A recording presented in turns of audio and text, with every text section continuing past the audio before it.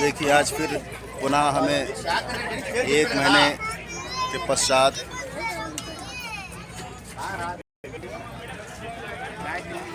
हुसैन सागर झील के पास आने का मौका मिला और यहाँ पर डिफरेंट स्टेट से, डिफरेंट कंट्री से काफ़ी दूर दूर से लोग इस हुसैन सागर झील, करिश्माई झील के इतिहास के बारे में जानने के लिए आते हैं। ख़ास तौर से इस झील के बीचों बीच में जो लॉर्ड बुद्धा का स्टैचू बना हुआ है, इसके बारे में वो बहुत ही अच्छे तरीके से विश्लेषण करना चाहते हैं।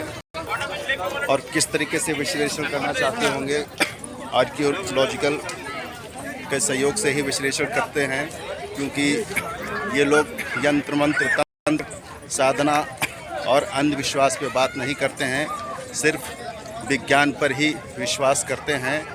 इसलिए इनके साथ उस सेक्टर विभाग के एक्सपर्ट्स लोग होते हैं जो बिल्कुल नियम आधारित, वैज्ञानिक आधारित पर इनके खासतौर से फॉरेन के लोगों के द्वारा पूछे गए प्रश्नों का जवाब विस्तार पूर्वक में दिया जा रहा है।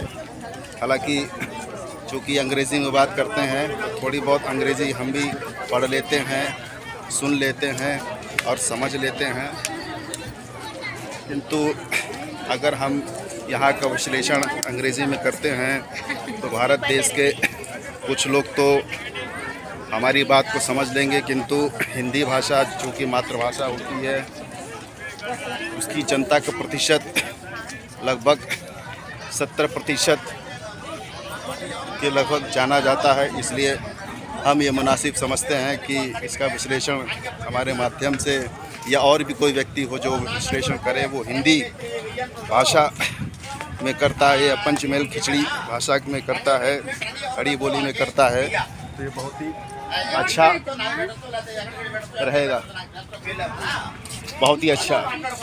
The Buddha statue is a Hussain Sagar, the largest monolithic statue of Gautam Buddha in the country. It was carved out of the single granite rock by 40 sculptures under the guidance of Ganapati Shatapati. बहुत ही famous स्थान है। तरह तरीके के लोग भाषाएं बोल रहे हैं, कुछ लोगों की भाषाएं तो हमारे समझ में आ रही हैं और कुछ लोगों की भाषाएं हमारे समझ में नहीं आ रही हैं। कुछ लोग हमारी शक्ल को देखकर हंस रहे हैं, मंद मंद मुस्कान ले रहे हैं। जिनको हमारी भाषा समझ में आ रही है वो हंस रहे हैं, और जिनको नहीं समझ में आ रही है वो अंदरूनी रूप में अपनी हंसी का इजहार कर रहे हैं। देखिए बहुत ही अच्छा नज़ारा है। हम तो यही कहना चाहेंगे, जब भी किसी महाअनुभव का यहाँ पर तेलंगाना में आने का अवसर प्राप्त हो, किसी भी के द्वारा आने का अवसर प्राप्त हो, तो दुनिया का दिल, चूँकि ये कहा जाता है हिस्ट्री में, गूगल्स के माध्यम से अगर यदि आप खोज करते हैं तो ये दुनिया का दिल कहा जाता है। वास्तव में कुछ हद तक महसूस भी होता है ये दुनिया का दिल है, क्योंकि किताबी ज्ञान से कुछ नहीं होने वाला। मनुष्य जाति एक ऐसी होती जब उसे खुद महसूस होता अपने आप में कि वास्तव में दुनिया का दिल कहीं जाने वाला स्थान है, तो दुनिया का दिल कहा जा सकता है। सी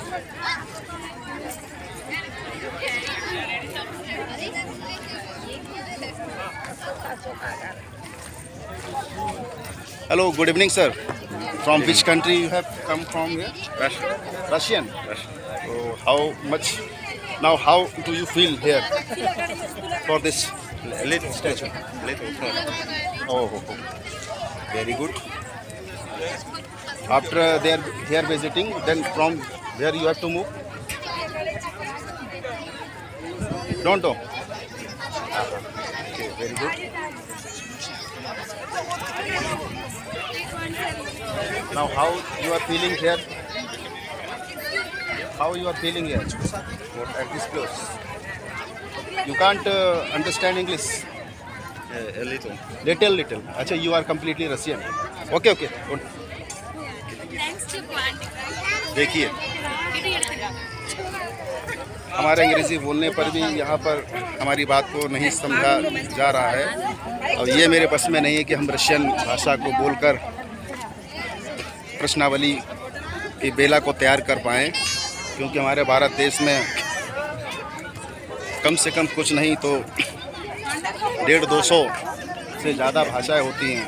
पर चूँकि अंग्रेज़ी अंतर्राष्ट्रीय भाषा कही जाती है, इसलिए इसको लोग ज़्यादा प्रेफर करते हैं। किंतु जो जिस देश का रहने वाला होता है वो अपनी मातृभाषा को ही प्रेफर करता है, वो अंग्रेज़ी भाषा को भी लात मार देता है, और ऐसा होना भी चाहिए। ठीक उसी तरीके से चूँकि हम भारत देश के अंदर रहते हैं, इंडिया में रहते हैं, तो हमें भी अपनी मातृभाषा हिंदी आनी चाहिए, संस्कृत आनी चाहिए, लिटिल बिट अंग्रेज़ी का भी आना आवश्यक है।